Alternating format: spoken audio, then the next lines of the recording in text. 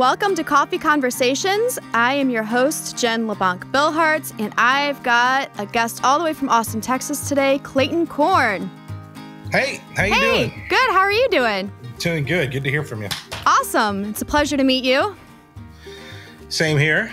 Heard lots of good things about you, so this is quite awesome. All lies. All of it's lies. Mm-hmm. I guess we'll have to test that theory out. All right, so you live in Austin and you're a musician. What else can you tell us about yourself? Well, I don't know. I'm a father of two, and I've slowed way down from my previous life as a touring musician, but I'm happy to offer any sort of insight I can. I've been around the block a time or two, so happy to be talking to you about it. Awesome. And you play keys and also some vocals? Yeah, that's correct. That's your, okay. Awesome. That's and how long have you been in the industry? Well, 25 years or so, yeah. Started around the time I was 20. Well, got my first gig, I should say, when I was 20, first professional touring gig. Awesome. And kind of gone from there. So, yeah. That's amazing. 25 years. That's a lot of tour history. Yeah. Well, it was a lot of fun. Yeah. So you slowed down about how many years ago with the touring? Oh, I don't know, 5 or 6 years ago, I think. 6. Yeah. I've done some others in the middle there too, but nothing of any sort of nothing that's just a solid get on the road and stay gone for weeks and months on end like I used to. What was your longest tour? Oh, longest away from home, probably 3 months or so. I don't know. I mean, it's kind of a whirlwind. So I'm sure it all kind of like bleeds together. That sounds right. Yeah. All right. Well, I'm super interested to hear more about some of these tours you've gone on. So I guess where should we start? Like, what's the best venue you've played at? Or what's been your favorite? Red Rocks in Colorado, by far. Okay, and I saw you post on that today on Facebook. So you played there. That place is awesome. Oh, yeah, it's amazing. It popped up on my feed from 2009. I think today it was my most commented picture of 2009 on Facebook. Cool. But that's my favorite place. And I think the Gorge in Washington is probably my second. There's two amazing venues. Yeah, absolutely. Okay, what'd you love about Red Rocks? Oh, what was that like?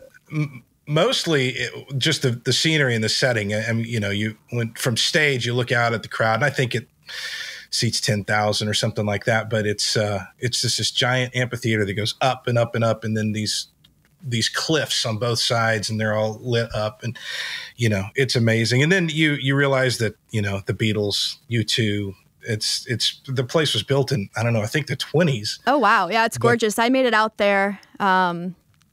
Not to perform, obviously, but to see a concert. It's just gorgeous. It's just something else. Yeah, it really is. That's really cool.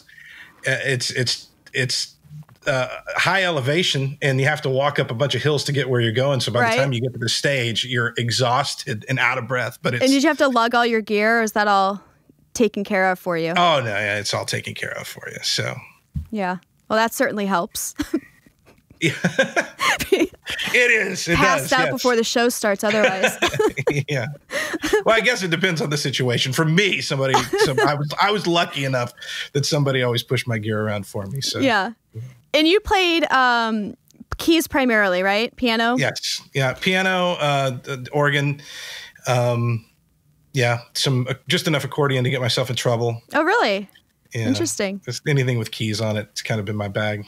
Cool. So, do you guys normally have an acoustic piano, or do you do keyboards, digital? Yeah, everything's digital. Yeah, absolutely. Okay. It's just what's that? Is that it's just easier? Is that your preference, or? Yeah, it's just easier. I mean, I suppose if you had a tech that could follow you around everywhere and tune it every time, and that that's one thing. But even nowadays, like Bruce Hornsby and those guys, they're playing digital pianos. It's just too much work. So absolutely. Yeah. Yeah. And the same can be said for B3s and whatnot too. I mean, I had a B3 cabinet, but I always put a Nord or something in it. Yeah. That, just the more moving parts going down the road, the more you're inviting catastrophe when it counts. Yes. So. Definitely makes sense. That's really cool. So you toured for like, let's say 20 years. So Sure. you've probably learned a lot of valuable information. And would you call yourself an expert of being a touring musician? Like you've kind of seen a lot of stuff, I'm envisioning. I probably call myself an expert. I don't know if anybody else would, but it's, I mean, it just comes with the territory. It's kind of funny. Sure.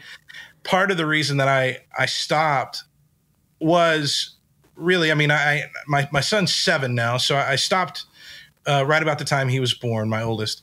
And it was, a lot of it had to do with getting off the road to be closer to my family. But the other part was, it just kind of struck me that, I'd walk out on stage in front of, I don't know. I mean, we were on, let's just give the Kenny Chesney tour, for instance, there are 75,000 people out there in the audience. And I just kind of realized I'm not getting much of a thrill out of it anymore. I mean, it's fun, it's cool, but at some point you sort of have, you've reached that sort of kind of pinnacle where going out and doing that is, it's your job, for one. Sure. And, there are just days when I just didn't want to do it. And I won't say I was burned out, but it was certainly a consideration that it's probably time to move aside and let somebody who's going to have a lot more fun doing this do it. Right. You got to have passion. I'm assuming it would like really exhaust you. It really does. I mean, and the older you get, the older you get, the more, the more it does. But the certainly just kind of I'm not going to lie. It's a pretty cush gig, especially, the one or two that I was on where, you were traveling by night in a tour bus. You wake up in a different city and it's great. You've got a crew that gets, that sets everything up. So really you've got the whole day to explore the city. And then you show up at showtime, walk on stage, do a show, and you're done. That's not a bad gig. It's a lot of fun. Now, I've certainly done the van gigs and things like that where you're driving all day. You get to wherever you're going at about 4:00. You unload your own gear. You're pushing your own gear. Then you have a 3-hour sound check. And then that kind of touring is necessary, but it's absolutely exhausting. And I can't do that anymore. But, I was lucky enough to spend the majority of my time on a tour bus and touring on kind of bigger tours or at least set up in a way that we got to explore the city and really kind of take in the culture and things like that. Well, that's one way to travel, right? It is. That's pretty cool. Way to try. I put a pencil to it the other day. I went over 1 million miles on a tour bus. Holy cow! In my 20 years. That's something. And it was. So, can you name off some of the musicians or bands that you've performed and gone on tour with? To have been actually employed by someone who was paying my bills while I was on tour. It was the main ones for me were a gentleman named Phil Vassar, who was a pretty big deal back in the 2000s and whatnot. He wrote a lot of huge songs for other people, but then he had his own gig. I toured with him for, I want to say 7 or 8 years. And then the one that filled up the majority of my time was a guy named Pat Green, who's a big, he's much bigger probably in Texas than he is in other places, but he had a couple of big hits like Wave on Wave and things like that. And Pat and I were good friends, and I did the majority of my time touring with him. Oh, cool. And what kind of music is this?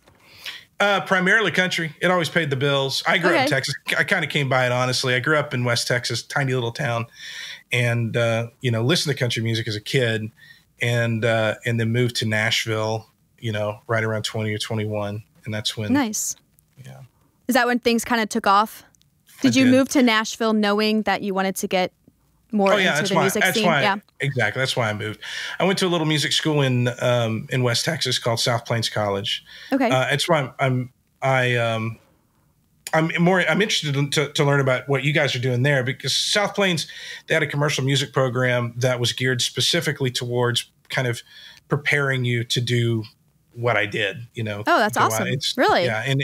And it kind of has a little bit of a foothold in the country music. A matter of fact, Natalie Maines, from the Dixie Chicks, or pardon me, the Chicks now. Yes. She and I were good friends. We were there at the same time. We were good friends at one point. I haven't talked to her in years, but she used to cheat off my theory exams. And there were just quite a few that came through the program there. Leanne Womack was one that was, she's an alum. And so there's quite a few folks still in Nashville that have gone through that program. And so that's really neat. It's a great sort of feeder system for the kids in Texas to that's awesome. kind of get a foothold. Wow. Yeah. So, I was talking with Ethan, the engineer, on this while we were waiting, and I'm classically trained, and I was like, I wish that here in St. Louis there were more opportunities for contemporary music, and maybe it's just me being young and naive. I didn't even think there were universities like that or programs. That's just really cool to have such an opportunity. So I'm really intrigued to hear about that. Yeah, it is. It's a neat program, and there's like performing arts colleges, of course, kind of sporadically, but that just seems a little bit different. So. It really is. Like, I'd encourage anybody, going through your program that wants to maybe pursue it a little further. Like I said, it is kind of based in country music, so you kind of need to have a taste for that. But sure. It's called the Commercial Music Program, South Plains College. Love it. Matter of fact, one of my best friends and my roommate in Nashville for several years after South Plains College was from Kansas City, so just down the road from you guys. Sure. So we, their kids come from all over the country to go through their program. That's awesome. Yeah, here in St. Louis, if you're going to come to school for music, you're going to Webster to study jazz or other things like that primarily. That's pretty big here. So it's just a whole different world. It's amazing how different parts of the country you've got different pockets of music, and just different things become popular and so forth. Yeah, that's right. Yeah. So since you've stopped touring, you've obviously pivoted to something else. So now you are involved in events. Is that correct? Correct. Okay, so let's talk about that. All right. Well, yeah. So started an events company, kind of springboarding off of what I had learned sort of through osmosis, doing, through all the touring and whatnot. I realized that I had quite a bit of knowledge that I could put to work producing events. And I got a call from a good friend of mine who at the time was the chief of staff of the Attorney General of the state of Texas, who was running for governor, who's now Governor Abbott. Okay. He just they knew that he was going to win the election, and so they asked me to produce his election night victory party, which was at the Moody Theater, which where they film Austin City Limits down here. Oh, nice. And it was one of those deals where I didn't know what I didn't know, so I jumped in with both feet, and we had 55 news outlets and 3,000 attendees and things like that. That it just completely. But we did it. We pulled it off. It was I kind of was the contractor. The point is that he had a big staff that was working on it too. But I kind of walked away from that experience going, okay, we can do this. This is something that and so I started a company. And we've been fairly successful doing a lot of political events, a lot of concert events just on their own. Our biggest sort of source of pride is that we've done a lot of charity stuff. I've raised several $1 million now for different charities, and so it's a fun way to stay involved in the music business. And it's probably a little more up until this whole mess hit, this COVID thing, it was certainly more lucrative than being a musician. But, now everybody's on hold. And so sure. I just have no idea what the next chapter really looks like. I'm hoping that we can all weather it. But, we'll at the end of the day, we'll all still be making music. I just don't know what. Oh, for sure. We just don't know in what capacity. So are you involved with two different events? Primarily that you put on? Yeah, I've got several events that we put on. I think, one of the reasons I was connected to you was through a good friend of both of ours who was in San Marcos, Texas. And so I put on with a group here, I put on an air show concert music festival thing, which I'm also kind of a passionate aviator. So nice. It's a good way to sort of tie everything together. It's a big car show. It's a music festival and whatnot. Cool. And this was supposed to be our second year. We had a great year in 2019 and unfortunately had to cancel our 2020 event. We're looking at 2021 with sort of hopeful eyes. I think that hopefully this thing will clear up by next May. But anyway, that has certainly been the biggest as far as just pure magnitude. Okay. And so anyway, working on that. That's awesome. And hoping to build that into a big recurring festival. Yeah, I'd love to see that for you. That'd be awesome. It's Go Wheels Up. Go Wheels Up. Go Wheels Up. GoWheelsUp.live is where we're at. Go Wheels Up, and that's in Austin.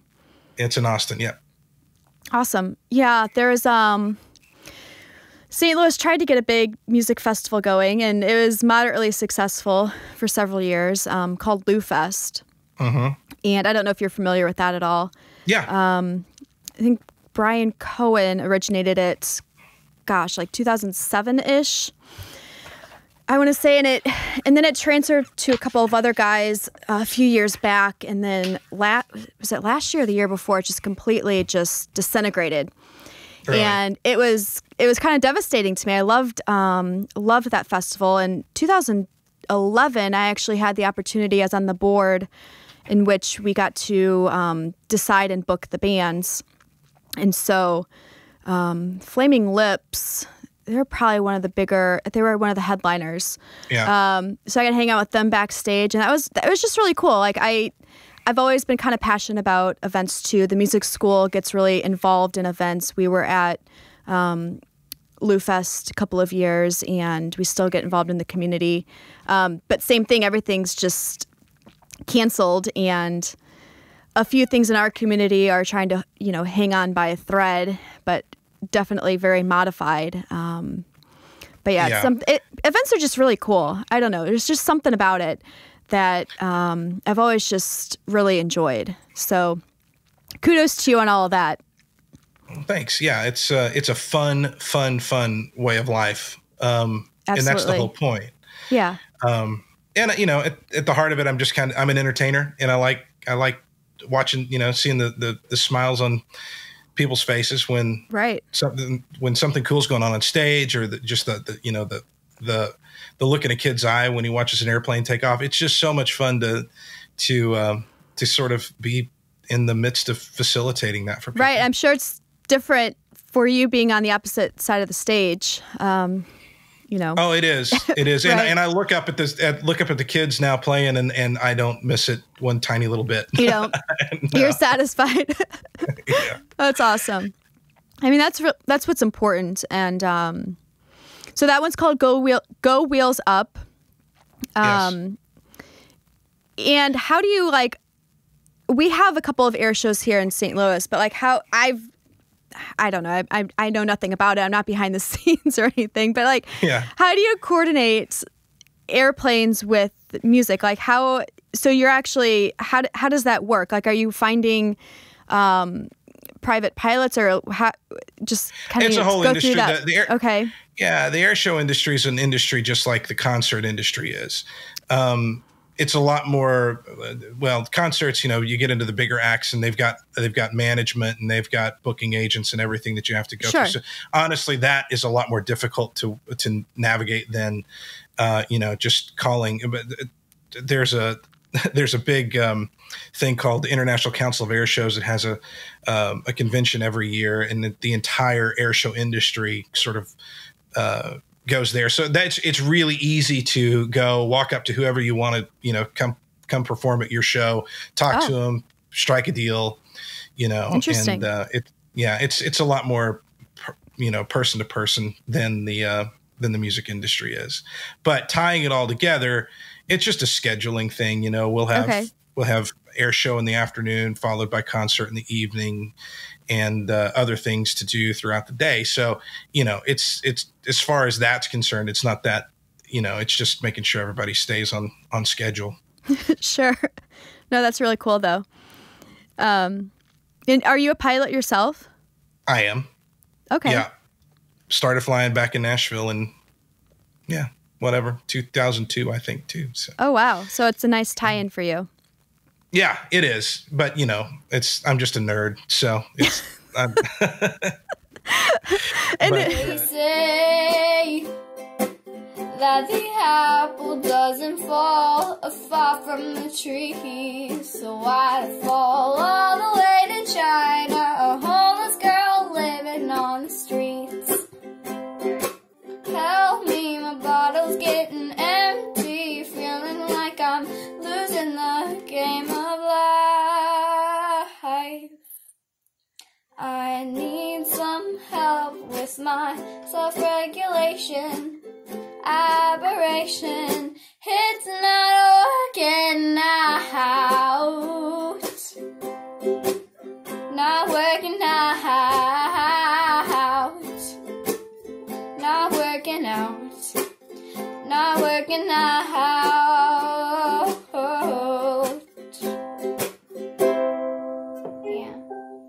Yeah. Show me a piano player who isn't. Yeah, So. no, I totally get it. And then there's another festival that you put on, right? That has something to do with whiskey and music. Is that right? That's right. Yeah. So we also do. It's called the Texas Whiskey Festival.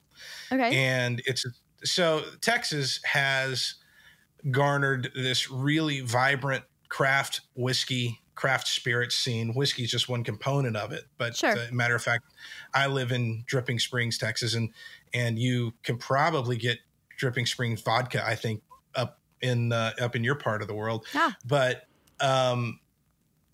there's this sort of small distillery. Matter of fact, one of the roads that I live near, I think, has 4 distilleries on it as you drive back into Austin. And so my business partner and I decided, and this was really his idea, but he wanted to create the Texas Whiskey Festival, and I think we're in our 3rd year now, hoping that it happens, in 2021. We were very lucky. We had it in the first part of March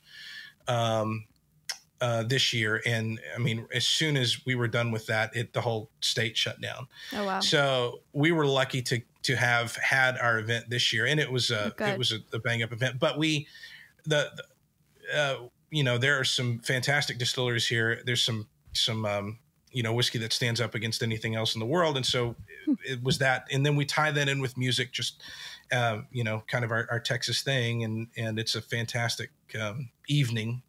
It's not an all day celebration. Of course, I don't think anybody would be cool with us serving whiskey all day, but, right. But we did. We've had people in from all over the world. In this last one, we had folks fly in from Ireland. We had folks fly in from Japan, I think, to come to the event. So yeah, it's incredible. It's a neat deal. It's a good pairing, whiskey and music. Whiskey and music. That's awesome. Well, you're making me want to move to Austin. Austin is a fantastic place. It's a little expensive. It's a little expensive, but it's is it getting expensive? Oh my goodness, yeah. I guess it's like really booming. Is there? That's really right. I mean, Tesla just moved to town, and Apple has a big campus here. It's a tech city for sure. Okay. But it's a neat place to be. Yeah, it sounds like it. Yeah. Of course, it's also 108 degrees here today, so I don't. Oh, is it really? Yeah. Oh my gosh. I kind of wish I lived in St. Louis today. Well, I don't know what the humidity factor is like in Austin, but it gets really humid here. So it does here too. So yeah, I think it's like around 90, but nothing like in the hundreds. So guess we've got a more mild day. Yeah. But no, Austin's a fantastic town. It's a very rich music city. We call ourselves a live music capital of the world. I don't know if there's any real validity to that, but we certainly have a lot of live venues, and it's kind of the centerpiece of the Texas thing. And and Texas isn't just country music either. I mean, I mean, there's a huge rap scene out of Houston, Okay. And whatnot. So I mean, there's a lot of cool music coming out of this place. Yeah, no, that sounds really awesome. So are you guys? So in St. Louis, we've had some kind of like pop up parking lot concerts here recently. I don't know if that's something that you guys have going on. Like, I think St. Louis is getting. I would give us an A+ on getting creative with finding alternatives for music and entertainment right now. That being one of them. Certainly there are some that have been doing it. They asked, that we were approached to kind of help facilitate a couple of those. Right now, I think, people are getting creative. I think right now, part of the issue that we're having is just kind of the liability. Even a parking lot concert, right? Their insurance companies don't want to touch you right now if you're doing any sort of live event, because if they can trace any illness back to you, or there's any sort of, it's having that many cars in one place. It's just a difficult thing to try to pull off. God bless the ones who can do it and are willing to take the risk. But, at least right now, until we kind of get through this next big wave that seems to be coming, right. We're not doing it, but there are certainly those that are, and okay. I wish them all the best. I hope that they figure it out, because frankly, it's not, the musicians need the work badly. Our industry is just losing millions by the day. Absolutely. And so anything that they can do, that anyone can do to hire musicians to, we're seeing a lot of online stuff. I hope that doesn't turn into, people's expectation of free music all of the time. I think it's important that people pay for music. I think, this certainly coming from your side of the table here, but, I hope that that as this bounces back, that it facilitates itself in a way that's going to be much more beneficial to the musicians than, what we even had before this happens, So, I'm just hoping that more, people are willing to pay for music, and they're willing to realize that live music is part of the lifeblood of what we do. It's of America. Sure. And I just hope it keeps flowing, No, I think you're absolutely right. I think in the last probably 20 years or so, and even more so in the last 5 years, people just take it for granted, take musicians and the streaming and everything being online. It's just like nobody wants to even pay the $8 to have the subscribed, Spotify or Pandora. They want what's free. And so everyone's just really struggling. And so I hope you're right, in which more people are supportive moving forward, and just find a way. It's just everything's just shifted upside down. So it's just, that's really right. It'll be interesting to see what comes next. Because everything cannot endure constantly to be online. Obviously, that wouldn't be.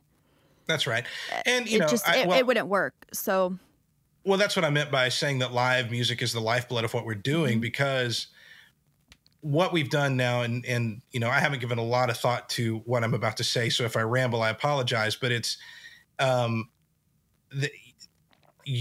we're creating free content. That free content, the goal for us as musicians should be to get people to their concerts, to get people to pay to come through the door to see them. Butts and seats are what's going to pay the bills from now on.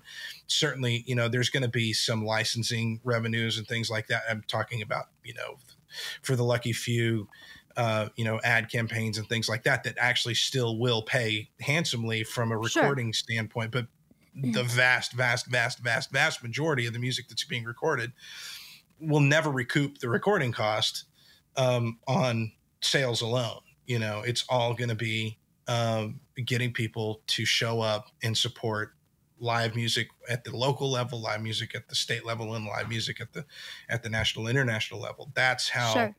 That's what's going to be the deal, and that's honestly kind of why I got into events, because I had tried to go down the road of producing music too, and I still do on occasion, but it's purely a hobby at this point, because there's just Right. no way to make a living, producing constant music or just even being a musician and a side guy. It just doesn't make any sense anymore. So. No, I think, there's obviously a lot of validity to that. So you did not ramble. I think your thoughts came across quite clearly. It made sense to me, at least, and hopefully our listeners too. But you're right. Like, the recordings and all of that is almost like a teaser to capture your audience and get them attracted to you so that they'll want to come see you perform live. That's right. Because you can listen to an album 100 times, but it's a completely different experience live. That's right. I think a lot of people lose sight of that, and you probably have more. I think live music it just lives differently in Austin versus St. Louis. So I can only speak to my own experience here, but it's just taking that next step. And there is such importance to touring. I mean, you can only play so many local gigs, and you'll go stagnant eventually. It could sustain you, certainly, but there's so much more, and you have to capture new people constantly. So, I think, as you've lived your life, you toured, and, there's a lot of benefits to it, obviously. And that's kind of, I don't know if I'm speaking for you incorrectly, but for other musicians and yourself, that's kind of where things are at. You've got to keep pushing through and just get out there. That's right. You do. And, I know that not all of us are going to make it through this, shutdown unscathed. I think people are going to have to figure out what they have to do to put food on the table. For the first time in my life, there's absolutely no shame in it's. Let me backtrack a little bit. I always operated under as I was coming up as a kid, and I was, playing piano and I, in and around the city that I grew up and things like that. People always said, oh, what are you going to get your real degree in? So you have something to fall back on. And my whole philosophy for that, for so many years was, I'm not going to give myself anything to fall back on. Otherwise I'll fall back on it, and not giving myself the safety net of an accounting degree or whatever. But some of that has certainly been to my detriment, but also it's sort of like, that's the road that I chose. And for your kids that are listening, I say kids, I mean, for your listeners, but the ones that are, kind of trying to decide whether or not they want to do this as a living, where I was going with the thought was, for the first time, I've realized how fragile this really is, and how it would be beneficial for me, certainly now, to have something else that I could go do and do well. But just because my entire industry has gone away until God knows when, I don't know. I just don't know when it's coming back.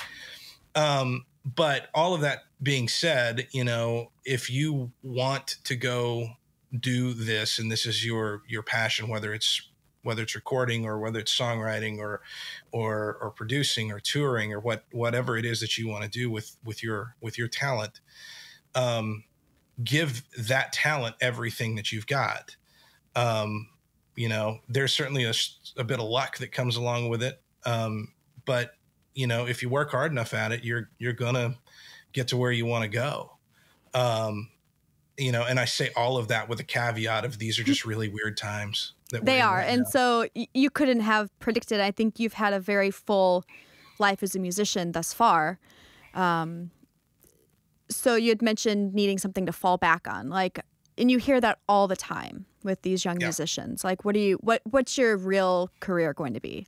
Exactly. It's like, no, you can have a career as a musician. There's so many different elements that go into music. It's not just being a superstar. That's right. So I think it is possible, and you've demonstrated that it's possible. And yes, we're all pivoting, and I don't mean to sound harsh to anybody else out there, but I think the music industry is a little bit oversaturated just because of the online presence, and it makes it so easy to just put yourself out there and to build something up. And I'm not saying Absolutely. that these people are not talented, but it's possible they don't have the proper skills or dedication or ability to really make it anywhere because they're just living like literally in a box. They're never going to branch out. They're just this digital person, essentially. Yep. So yeah, like if the worst thing that happens with COVID is that the music scene kind of revamps itself with quality, then I don't think that's the worst thing. It gives better opportunity to those that are dedicated and have worked hard indefinitely. And to me, that would be success. That's right. And So- just to riff on that for a minute too, it's funny, producing, being an independent record producer, and having worked on several products. It's funny to see artists, and I put air quotes around that because I think everybody calls themselves an artist. Yeah. It's funny to watch different motivations from different people. There's the artist that is an artist that it's all about their music. It's all about, making their music as good as they can make their music. And the end game for them was just having a great product. Now, whether it was to get people to their concert or whatever, I think, the idea was just to produce a great product. And then there are those who are just driven by that they want to be famous. Yes. They just, this project is nothing but a stepping stone to get them to, and it has the quality of the music has no bearing on what they're doing. It's all about, what do I have to do to look pretty on Instagram? And what do I have to do to, what is who do I have to write with? Who do I need to talk to? Right. How do I get famous? And, to be real honest, I think that success probably lies somewhere in the middle. Now there are those out there that are just amazing self-promoters, and you tie that to really great music and really great talent. That's the ones that's the 1%, the half of 1% who go and do it and are, have these amazing careers. But like I said, I think that the biggest thing I kind of learned going through that, or just working in the industry for so long, or working for different people, like the most successful people that I ever worked for or was around, were the ones that, they didn't mind promoting themselves, but mostly they were just a lot of fun to be around, and people just wanted to hang out with them, Yeah. And you tie that to some really great music, and an ability to deliver that music on stage in a live setting and in the studio. And that's where, you have that's the kind of the lightning in a bottle. You don't see it very often, but when you do, That's it. And so from that standpoint, for your listeners, I think that if you really are looking for success, COVID being the quality, being this weird time being an outlier, Yes. I'm just saying it's, make sure you're doing it for the right reasons. Make sure you're doing it because you want to do it. Make sure you're doing it because, it's something that you want to live with for the rest of your life, because famous or not famous, music is part of my fabric. And Absolutely. And I've gotten to do some really neat things because of it. So, Yeah. and I hope that, I wish that for everyone listening. No, I think you touched on that quite perfectly. So, yeah, it's definitely interesting all around, and just adds so much to it. I mean, we're having a much different conversation because of COVID than we would have at any other point. That's really right. And, somebody is going to get real creative through all of this and come up with something that nobody's thought of, and it's going to be amazing. It's going to be great. And that whoever that person is going to reap some huge benefits. Yeah. But, just keep plugging through all this. Yep. That's all we can do, really. It's hang in there. So, all right. Any last minute stories or anything else that pops up? Or will we be here all day? That's right. I've got stories for days. I know nobody knows. Oh, go ahead. Go ahead. No, please. No, you. What's your thought? Oh, no. I was just going to say, I know that, nobody knows or probably cares who I am, but, it's. I don't know if that's true. Well, I moved to Nashville on a lark really one day. Here's a story. So I just decided that I was going to move to Nashville. A couple of my buddies had moved out, and one of their houses had burned, and so I decided I needed to go out and check on her, make sure she's good, and see if I could help. And so I went out there, and I was like, I don't need to go home. This is great. I'm here. No connections. So I called my parents, and I had actually taken their car to Nashville because I was driving an old F-150 at the time, and I didn't know if it'd make it. Okay.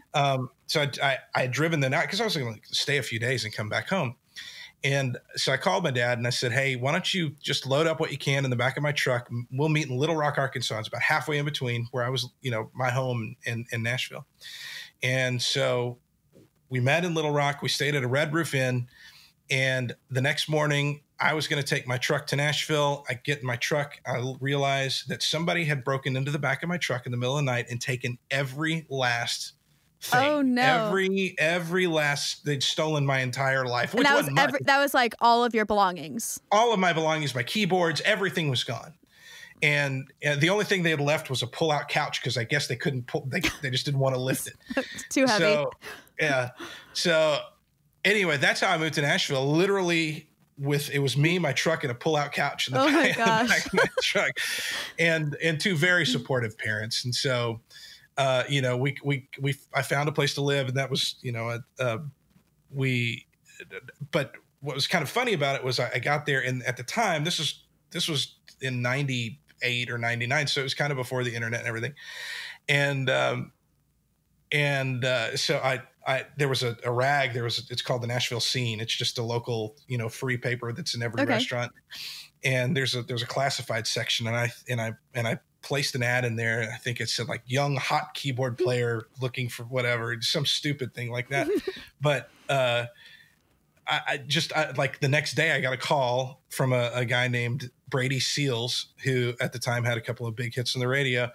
And that was Thursday. And by Monday I was on a flight to Switzerland. Oh my gosh. That quickly. To go on this little European tour. And, wow. And it was just kind of, and the only reason they called was because they said, I just had to know who would put that stupid ad in the paper. And he's right. But we did it, became great friends. I played with him for a little while. And then I wound up, just shortly after that, I wound up in Lee Greenwood's band. Lee Greenwood's the God Bless the USA. Okay. Every 4th of July, I'm reminded that I played in Lee Greenwood's band. But, and then from there, it just kind of morphed into, I started playing with more and more sort of successful or more relevant musicians. And I think I was not in Kenny's band, but I was touring with Kenny through 3 of his biggest years ever. I mean, we were playing stadiums and we were just a music to walk in by, but it was just, it was such a thrilling, that's really cool, thing to go kind of live that. And so I'm just saying it's, if you're willing to go out there and just throw yourself at it. And I'm lucky I'm a keyboard player. Honestly, there's way fewer of us out on the market than there are guitarists and things like that. So it's true. Yeah. It's a little, I won't say easier, but it's certainly, not our market's not nearly as tough. So sure. Less people to fight with to get the job.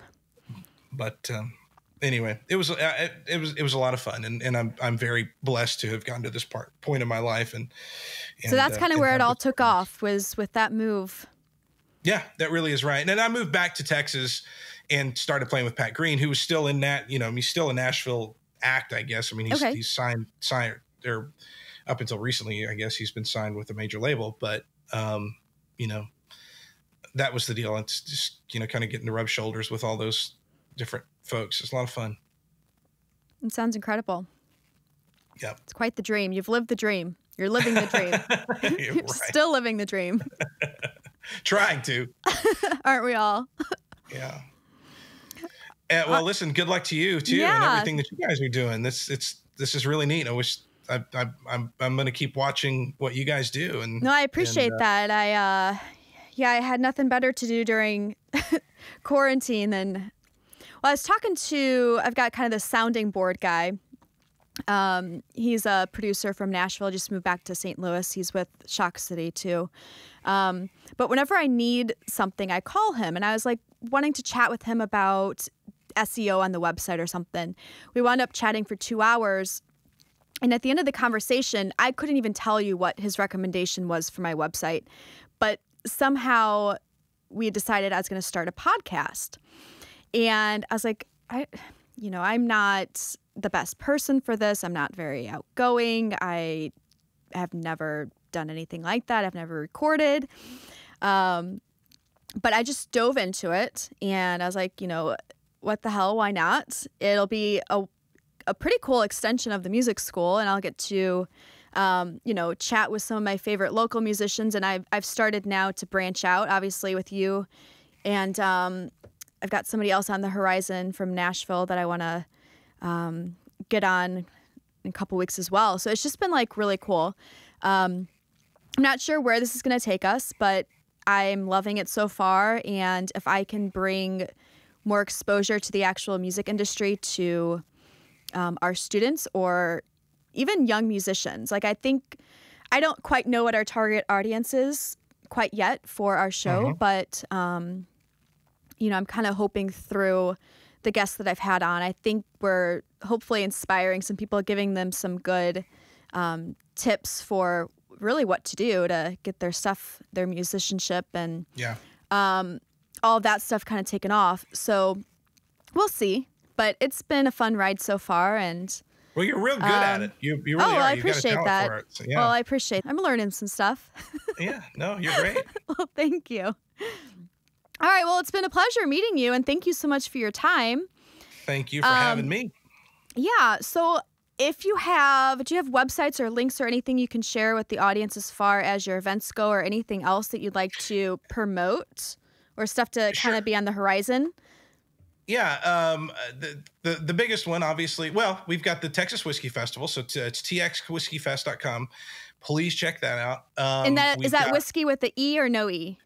With an E. Okay. I know there's two spellings. So. Now, there are, and I like the one without the E, but... like Crown Royal has no E, right? It may not, but the big one is Scotch. Scotch has no E, and I love Scotch. So I'm a single malt guy. In bourbon, I'm a bourbon girl. Yeah, right on. But so check that out, and then GoWheelsUp.live. That's hopefully we'll be up and running at the end of next May. So those are the big ones.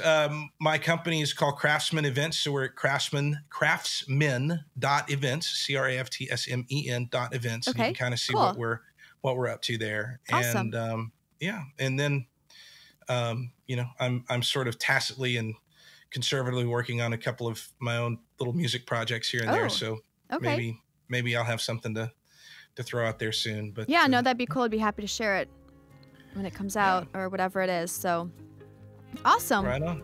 Well, thank you very much. Well, thanks again. And hopefully I'll keep in touch a little bit and keep me posted on how things are going. Okay. Things like that. Yeah. Have a great one. Thanks, Clayton. Thank you. Bye-bye. Bye. So that was Clayton Corn from Austin, Texas.